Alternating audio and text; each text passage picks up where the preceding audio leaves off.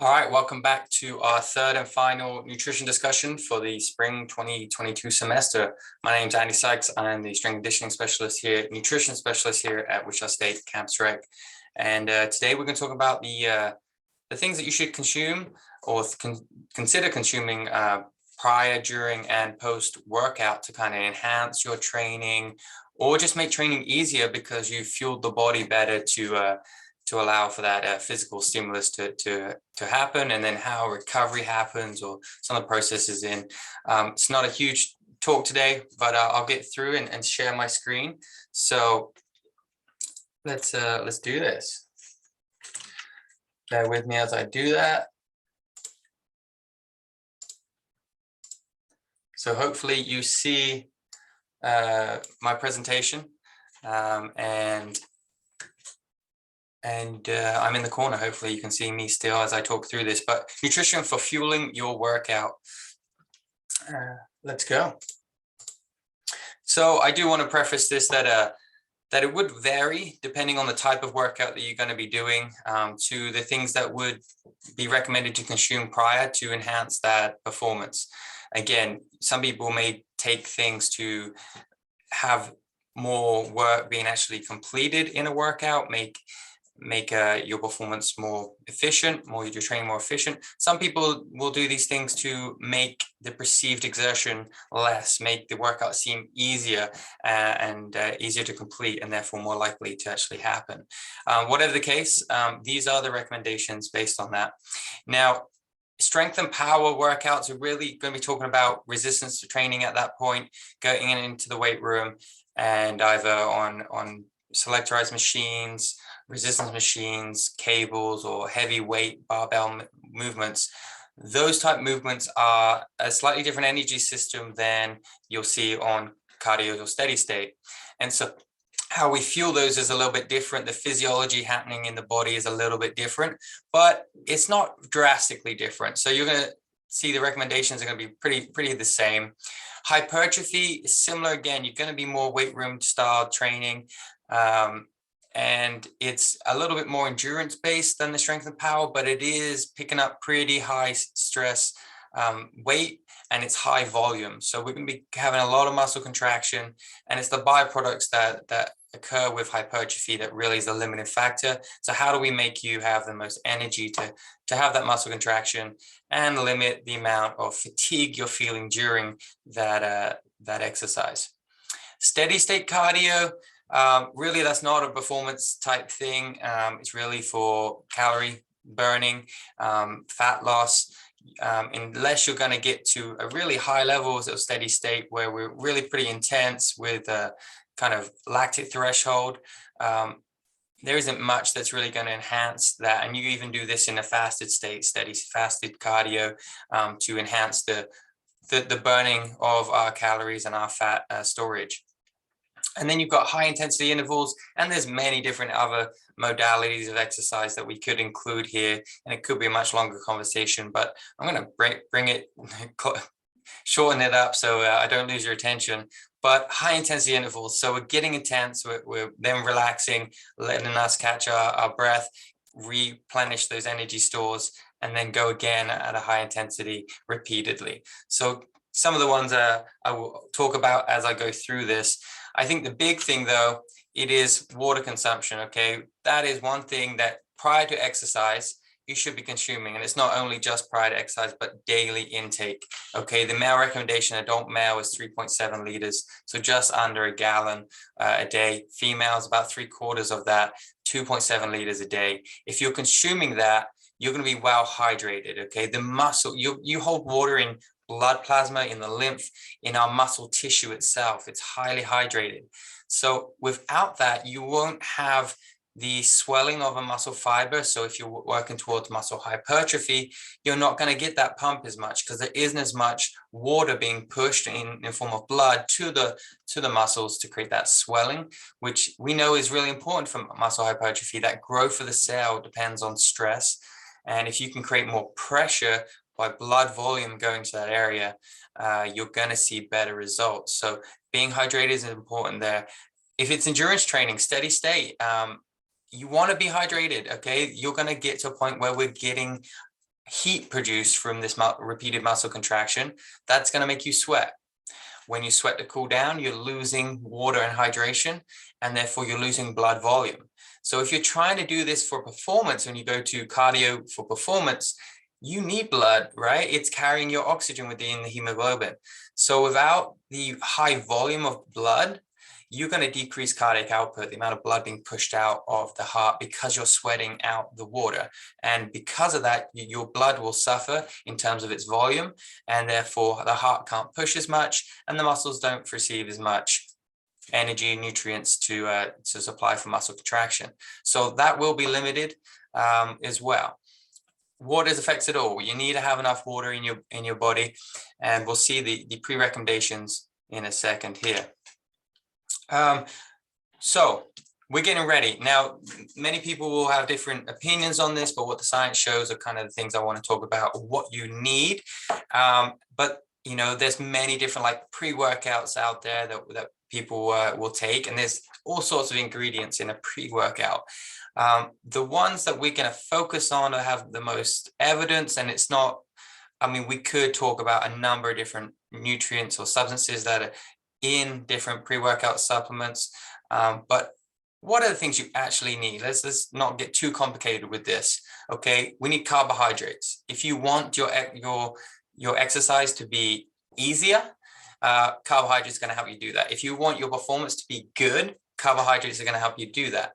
I talked again about fasted cardio, where you won't eat carbohydrates or anything prior. That is a great way to burn calories and burn fat, but it is not going to help you perform. It's not going to make the exercise any easier. You're going to make it more difficult. Okay, and that might be the goal. But carbohydrate loading is definitely going to enhance your ability to do more work and have higher performance. And we typically carb load about 72 hours prior. Okay, so a couple of days, you're starting to eat more carbohydrates and you're starting to taper exercise. This normally leads up to an event rather than just a standard training day. It's normally you're leading up to a match or a tournament or a competition where you'll start to load your carbohydrates, and you'll decrease your activity level to help the storage and not use the glycogen that's being stored. When you do that, you will increase intake to about 70% of your total caloric intake. So 70% of all the food you eat comes from a carbohydrate source that metabolizes as glucose and is stored as glycogen. And that's the fuel that your muscles are going to use when they become intense, when they want to work hard. And that's for hypertrophy, that's for strength and power, that's for endurance. All of those are improved by carbohydrate loading. Okay, it's not an argument. We know it works.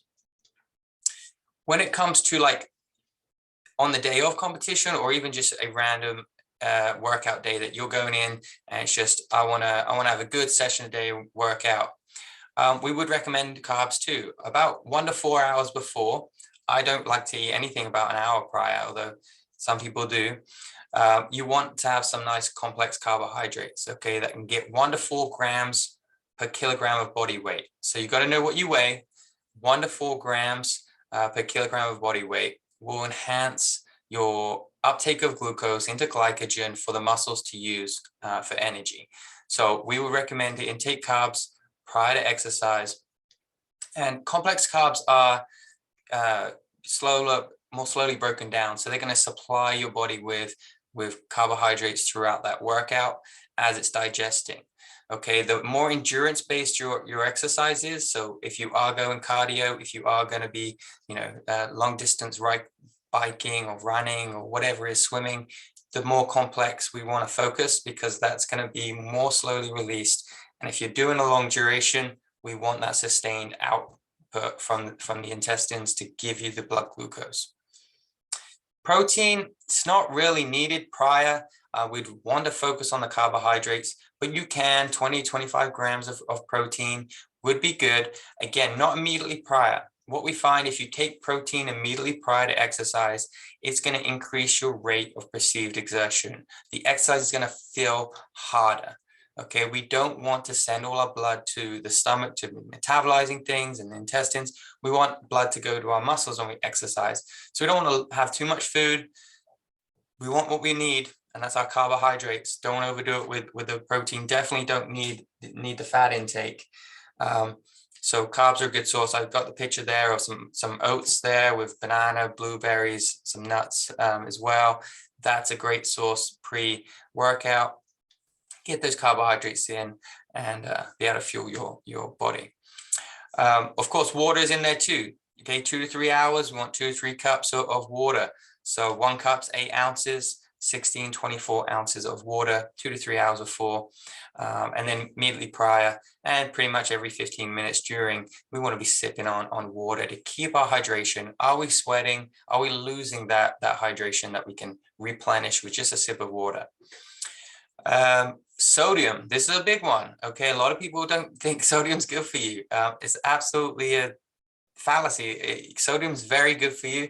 You should be consuming it. And we actually see the best and anti-cardiovascular disease kind of what inhibits cardiovascular disease is actually more sodium than even the recommendation daily intake. Okay, we want to have about 500 milligrams of sodium prior to exercise.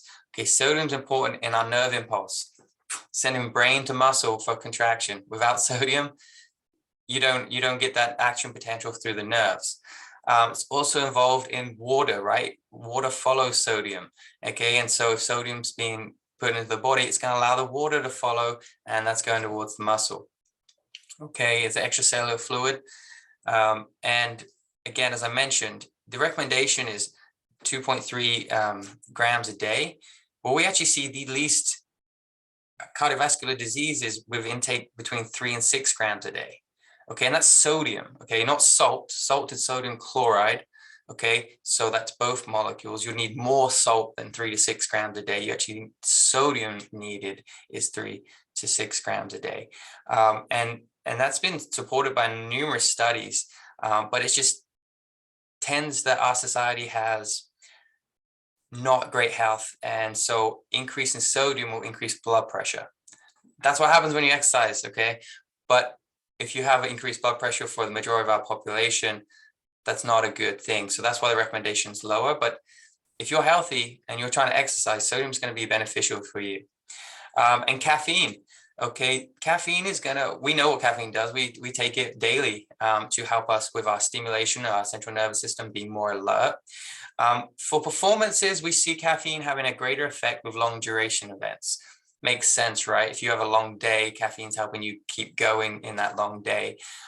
It has the same effect with exercise. It's going to help fight fatigue, and it's an adenosine inhibitor in the brain. So as you get tired, as you build up with this energy production, you're building this adenosine up in the brain, and that's going to make you tired. Caffeine blocks that, so you don't feel the tiredness, that perceived effect of tiredness, and you'll be able to continue exercise or training more.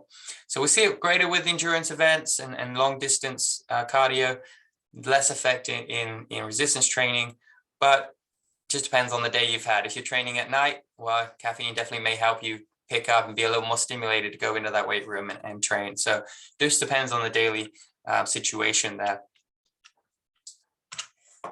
Fat, I didn't mention there, but we don't recommend fat intake for exercise. Okay, you do need your daily intake, but I wouldn't recommend it prior to exercise. During training, we've got all sorts of different sports drinks out there, and the reason that they are so readily available, so famous for it, Gatorade being what it is because they work, right? They give you hydration. Mostly they are water.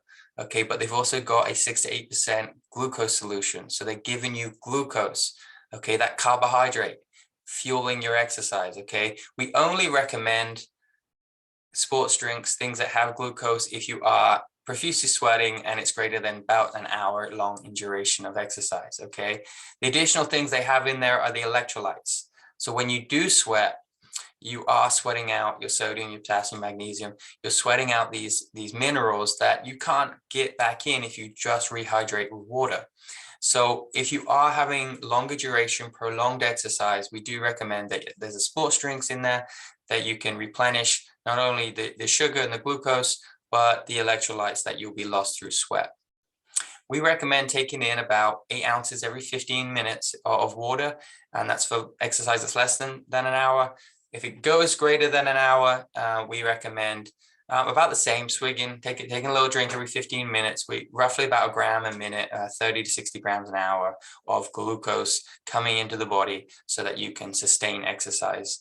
And we see this huge impact on all training. Okay, if you've got glucose going into your body, your performance will be much more enhanced. Your rate of perceived exertion is decreased. It's going to feel easier and you're going to get more done because you're fueling the muscles correctly.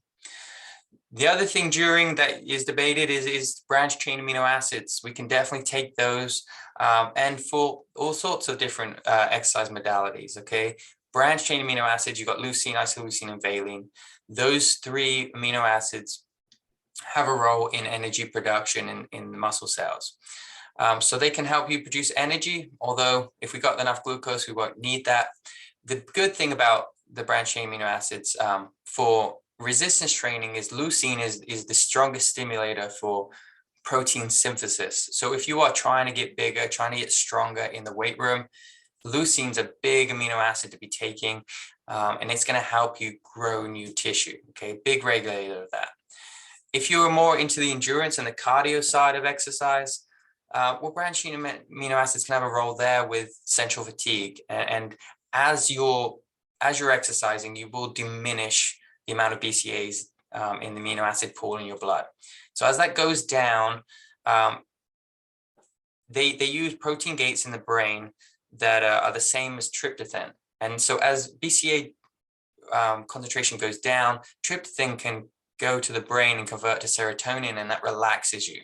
Okay, that's going to relax you and decrease your ability to perform. Okay, and so if you're having branched chain amino acids ingested, as exercise depletes those stores, you're refilling the stores.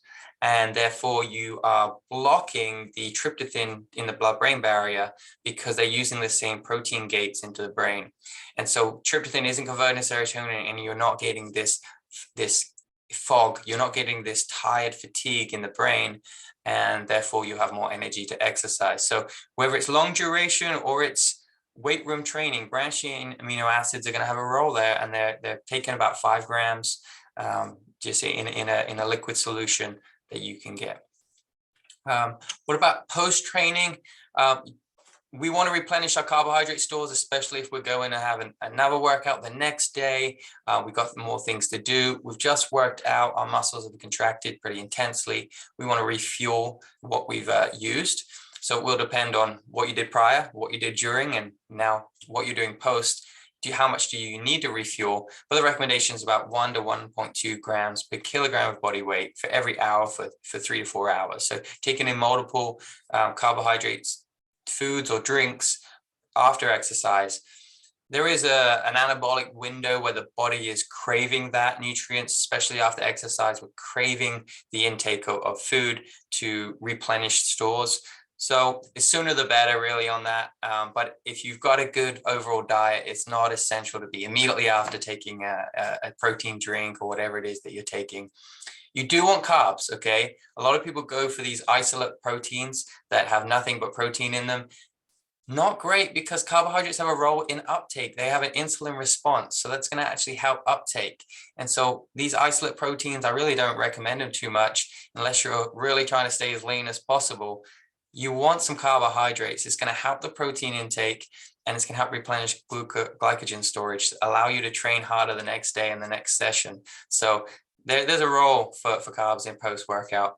The protein, of course, most people know you need protein post-workout. You've just damaged your muscles. They've worked intensely and they need recovery. So the recommendation is to get about 10 grams of essential amino acids. Okay, the essential ones that we must consume. We find that in about 20-25 grams of protein. So take a protein shake, roughly should be about 20-25 grams of protein. So just one serving of that, and just having carbohydrates with it is ideal. 35 grams is the recommendation. So I've got a picture there of chocolate milk. It doesn't have to be super sophisticated. You don't have to spend a lot of money on this. Okay, you need protein, so milk, whey comes right there, and then a little bit of sugar or syrup for the chocolate. That's going to get you carbohydrates. It's a cheap, easy way to get a good post-workout intake. And then water. Okay, again, depending on how much you've sweated during that workout, was it hypertrophy and strength where we don't sweat as much, or was it endurance where we may be sweating a lot? We want to re-intake whatever we've lost, okay? So if you weigh yourself before and after, we can actually see the amount of water lost, either through sweating into your clothes or evaporation out into the atmosphere. We will lose weight during exercise. We want to uptake that with water when we finish. And it's 16 to 24 ounces or 2 to 3 cups for every pound that you lose. So you're drinking water. And that can be within a protein shake, there's water in that. Or it can be flat water itself. So whatever is your preference there. And sodium, again, if you are sweating, you're losing the sodium. Hopefully you're taking a sports drink if you're sweating profusely and you're replenishing that. But if you're not, we need about 1 gram for every liter of sweat that we produce. So it's about 33 ounces in a liter. So every 33 ounces that we have to consume by body weight, we then figure out the sodium needs for that. So pretty much about 2 pounds. If you lose, then you definitely need to take in 1 gram of sodium. Or if you're just doing it by time, every hour that you train, about 1 gram of sodium going in intake that you should ingest. Some other things that people will take to enhance performance or just for workouts: creatine is a big and easy supplement to be taking, and almost everyone really should be taking it. It's not only going to enhance performance, make your workouts easier, it's got great cognitive effects to benefit you. You will be sharper. You will have better water retention. It's going to hold with 3 grams of water, so 3 molecules of water. So it helps you hold that water, helps the blood volume. Great product to be consuming, pretty cheap as well. So creatine is one, about 5 grams a day. There is a loading phase of 3 to 5 days of 20 grams, but pretty much daily 5 gram intake. Your B vitamins that are involved in every energy drink that you have, or your pre-workouts have your B vitamins. The main ones there, thiamine, riboflavin, and niacin. They have roles in the metabolism and the production of energy in the Krebs cycle. So as we're producing ATP molecules, which is our chemical energy substrate, they are being used in that metabolic process. They're pulling hydrogens, they're moving things around. And so having those available helps us produce energy. Iron, it's going to be mainly for our endurance and longer duration events. It's a big deficiency though in our society. So we don't get enough of this generally. Males should be having 8 milligrams a day, females 18 milligrams a day. Okay, it's all to do with our blood volume, and it holds our oxygen. Our heme or hemoglobin or myoglobin is iron's role of holding oxygen. So having oxygen coming in, the reason we breathe is to produce energy. Okay, and it being able to be held in the blood and supplied to the muscles for muscle contraction and aerobic energy production. Iron's important there. So more important for the endurance. It's not so much important for strength and power, but we live our daily lives breathing and at a low intensity with aerobic energy production. So it is just a thing that you should consume daily. Make sure you get enough, and we're typically deficient in that. So supplementing that is a good idea, or getting good sources in your food would be a great way to do it. Calcium's the same thing. We need to take that daily. It doesn't matter. It's not like you want to take a calcium pill right before workout, but the intake of calcium has roles in exercise. Okay, people know it for its bone strengthening properties, which it does do, of course, but its role in muscle contraction. Okay, it's released in the muscles to allow contraction to actually occur. And so having your 1 gram or recommended amount per day is a good idea for just general daily intake, and it's going to enhance and help your workouts too. Glutamine, that is an amino acid. That is your most abundant amino acid in your blood. So within our blood, we've got our 20 different amino acids in our amino acid pool. Glutamine is about 60% of all of it. So it's a really predominant amino acid, and we want to make sure we have enough of that. It's got a role in protein synthesis. And it's also just going to stop the catabolic action of stress. So when we work out and we create damage and create this tissue that has to be recovered, if you don't have glutamine, then we may have catabolic action on our muscle tissue to actually break down and get aminos into the blood. But if we consume enough, we won't have to do that. And so we save our own tissue by providing an external source. So glutamine is a good one to be taking for that.